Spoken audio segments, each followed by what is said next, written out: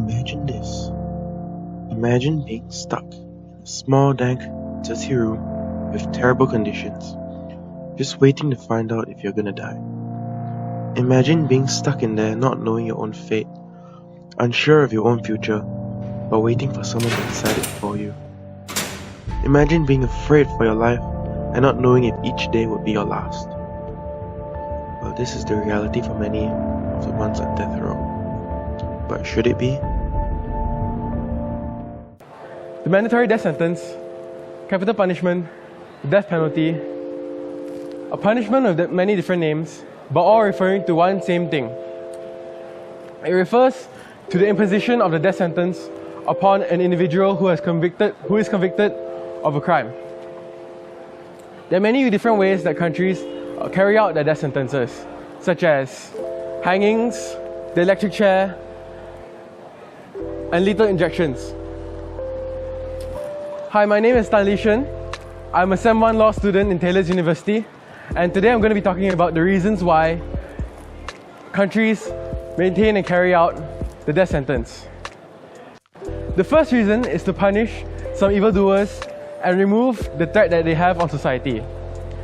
This can be seen as an idea by Matthew Kramer in the Purgative Rationale in his article, The Ethics of Capital Punishment. What this basically means is that capital punishment is justified when it aims to purge society of evil offenders. What kind of evil offenders and what are their offences? Well, some examples of them are murder, treason, drug trafficking, and firearms offences.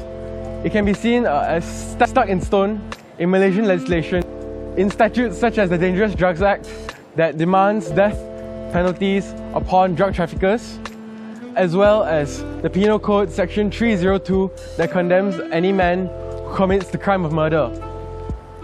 The second reason is to deter people from doing these acts, these terrible evil offences.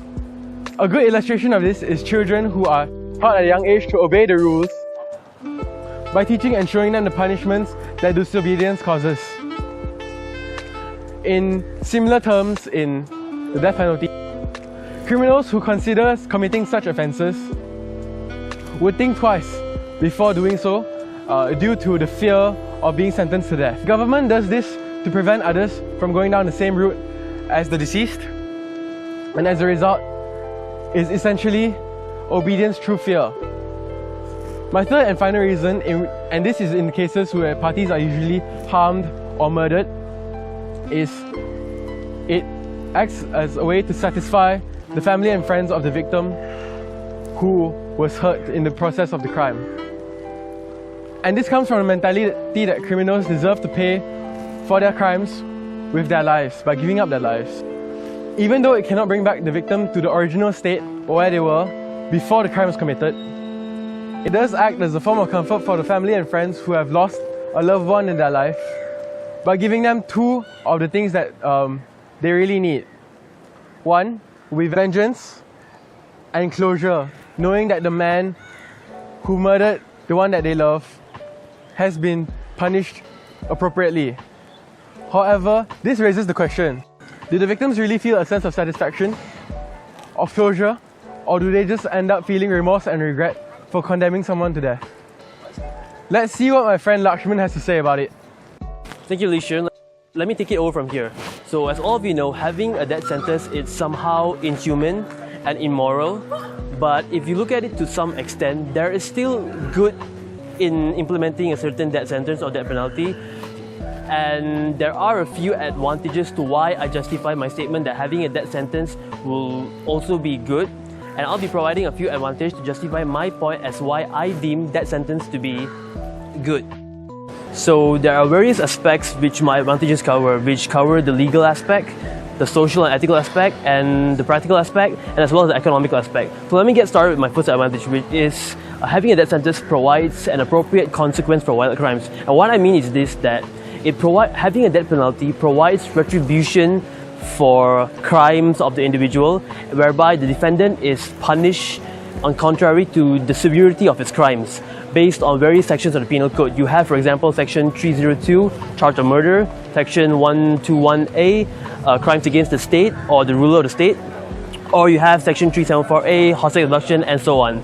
And if you were to factor everything out and every single teeny-weeny small cases out and that sentence as a whole, having a death sentence can be considered appropriate if you were to consider cases such as murder or rape or any terrible or inhuman cases. And the case that I would like to refer to the case is the case of Yosef Yangubani against the public prosecutor, which happened back in 2018, where Yosef, the appellant, who was an immigrant worker from Indonesia who was working in East Malaysia, Sarawak to be exact, who was charged of first-degree murder for brutally stabbing and killing an accomplice of him, and also gravely injuring another friend of his due to the reason that both of them raped his wife back in Indonesia 5 years ago. So if you're considering the defense of him where he was trying to protect his wife, it doesn't work that way, because it still goes against the law of nature that you're still taking a life and you're depriving someone of their will to life.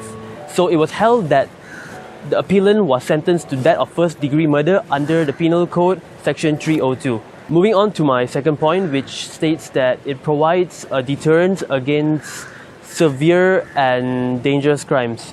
And by deterrent, I mean prevention. So which means that the existence of a death penalty,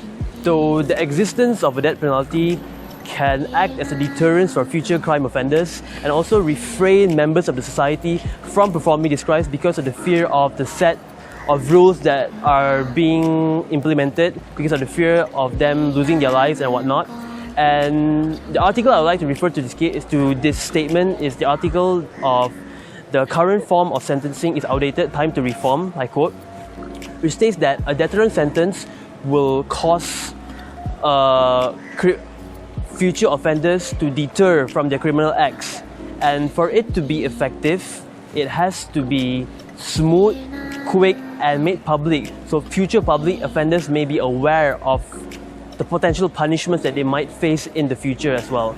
And with that said, and all the elements taking place in this, it is no mistake that with us implementing a death sentence, we can decrease the crime rate of our nation and peace can be upheld. Yeah. So I'd like to move on to my third and my final advantage in why I deem death sentence to be good and okay.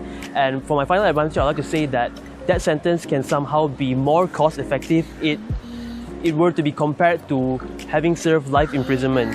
And why I say this is that, for example, if an offender to be executed in death penalty, the government will have no further cost to bear in terms of taking care of him, let's say providing resources for him, for example resources such as food, water, shelter, a bed, a place to rest and everything. So if you factor all this out, the government can actually save time and money and invest this money in this criminal. Because if you were to look to the families of the victims which the criminals have murdered and everything, how would they be safe with knowing that a guy like this is still roaming around in jail and this guy is still lurking around with a chance of him getting released or everything? And this is why I would like to make my stand that having capital punishment or mandatory death sentence is justifiable. And having said all of that, these are all the advantages of having a mandatory death sentence in our country. So, what do you think? What do you think about these advantages? We know? Thank you, Lakshman. Everything has its pros and cons. Likewise, my friend Lakshman explained about the advantages on maintaining death penalty. Now, I'm Vinodini Karamurthy from Taylor's Law School Semester 1. I'm here to explain on the disadvantages of death penalty. In Malaysia, we've been practicing human rights since 1950s, and we've also been practicing death penalty for a very long time. But death penalty and human rights acts sometimes do contradict, and that's where my first point is going to lead, where death penalty does actually violate the Human Rights Act, mainly the Act of Right to Life. This also means everyone in Malaysia, not only in Malaysia, everyone who follows Human Rights Acts has the right to life. In other words, we can also say that no one has the right to take another one's life. From the research that Hood carried out, it stated that capital punishment should instead be a fundamental violation to human rights.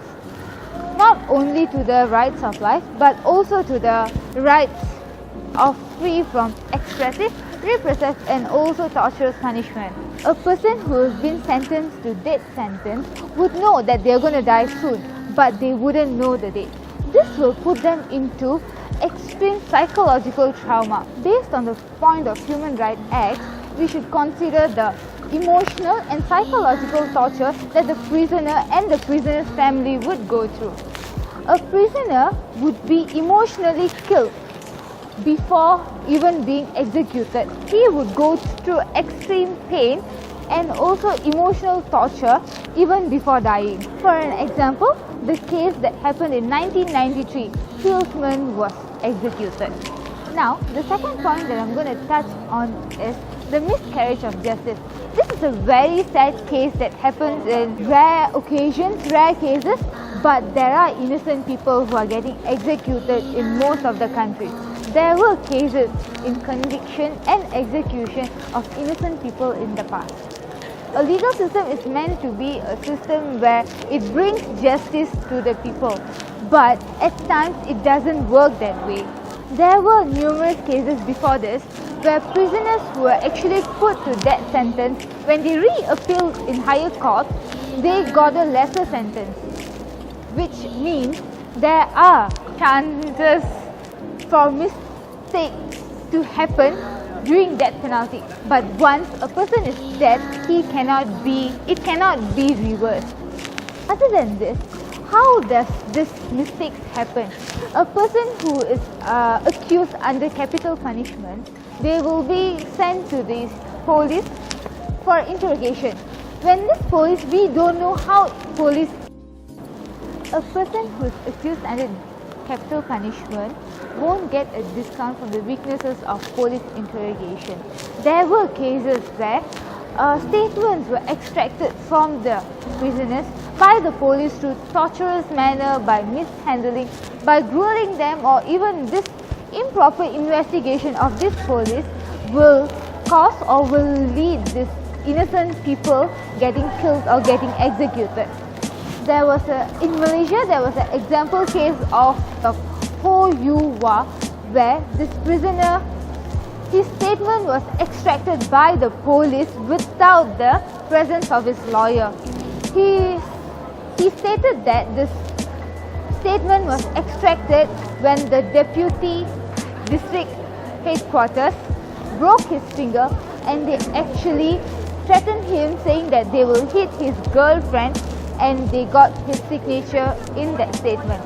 This isn't the only case that's been happening. There's been a lot of cases that's happening overall the world. For an example, in UK, there's a case of Guildford where 4 men were convicted due to fake rumors saying that they bombed the Guildford bar. Okay.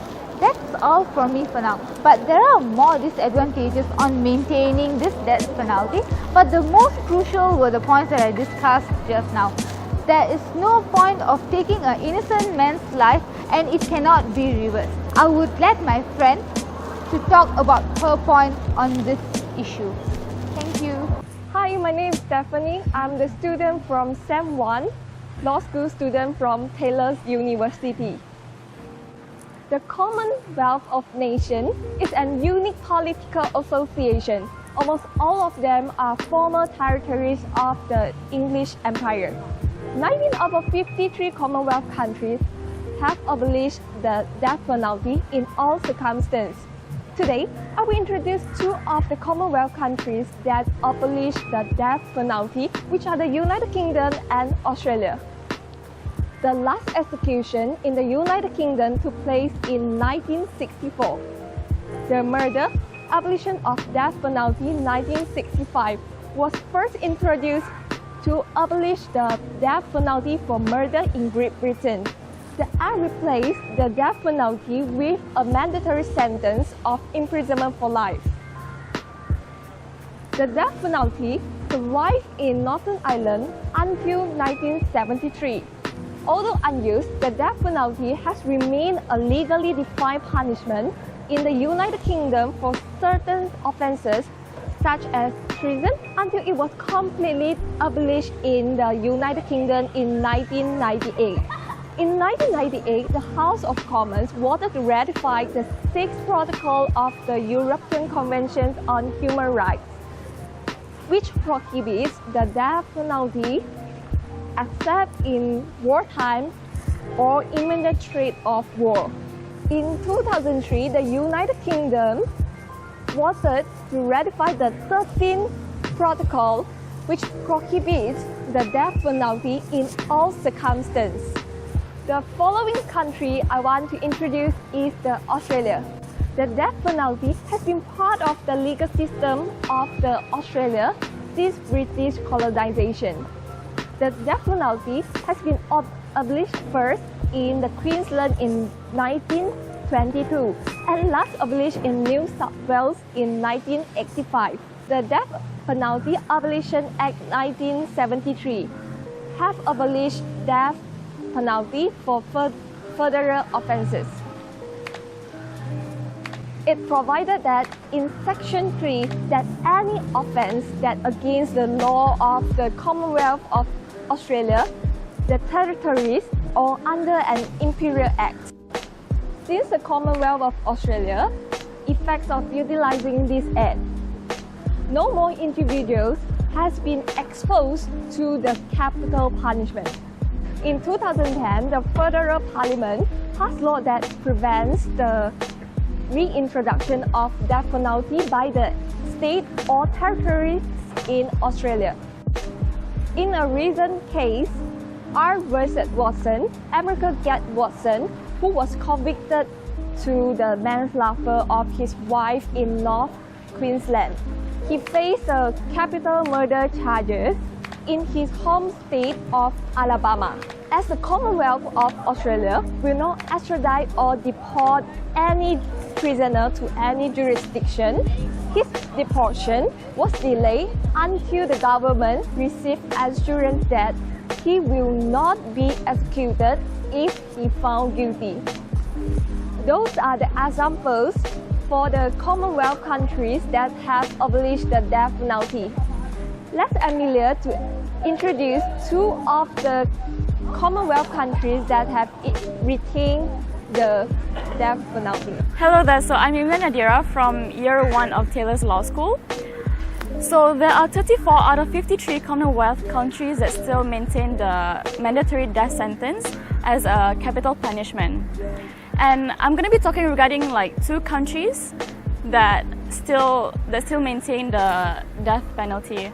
So the two countries that I will be talking about is Singapore and India. So previously Singapore, the city-state had the second highest execution rate in the world between the year of 1994 until the year of 1998. However, the execution rate started to decrease in 2010 until the point that there was no execution at all in the year of 2012 and 2013. And for the first time since 2003, the execution rate increased by double figures, 13 of them. 11 of those executed had been convicted as drug trafficking, whereas the other two were convicted as murder. The last execution in Singapore, it was the case of Prabu.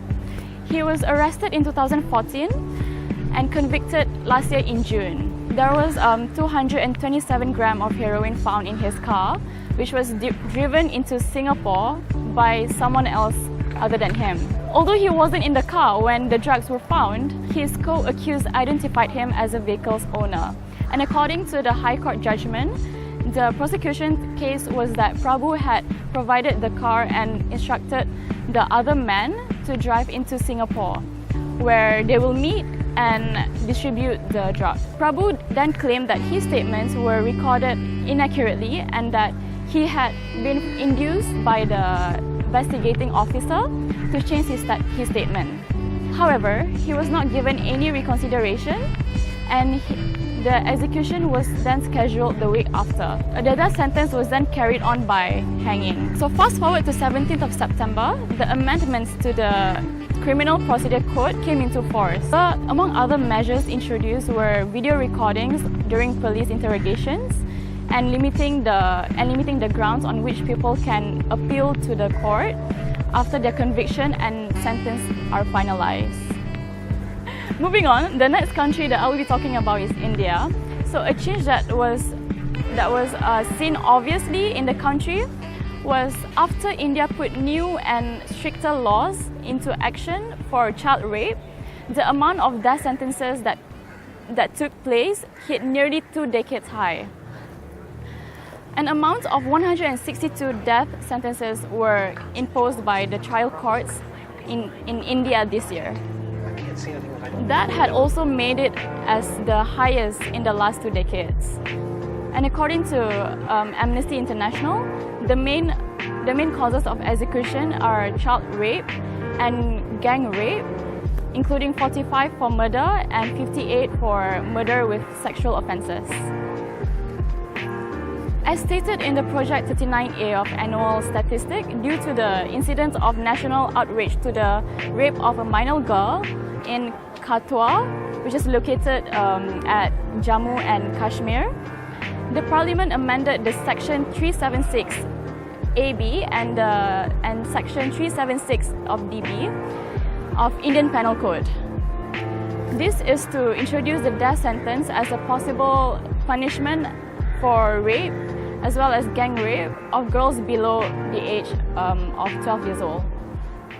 So as this amendment came into force in April 2018, the Union Cabinet in December 2018 also approved amendment of POCSO, which is short for Protection of Children for Sexual Offences Act, which brought in death sentences as a possible punishment for penetrative, aggravated sexual assault with children below 18 years old.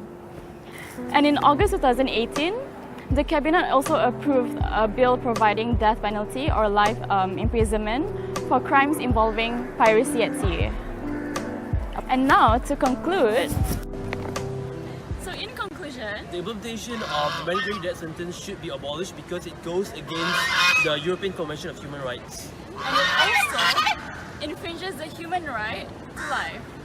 What do You wanna you do think, it? Mr. Goose? Okay.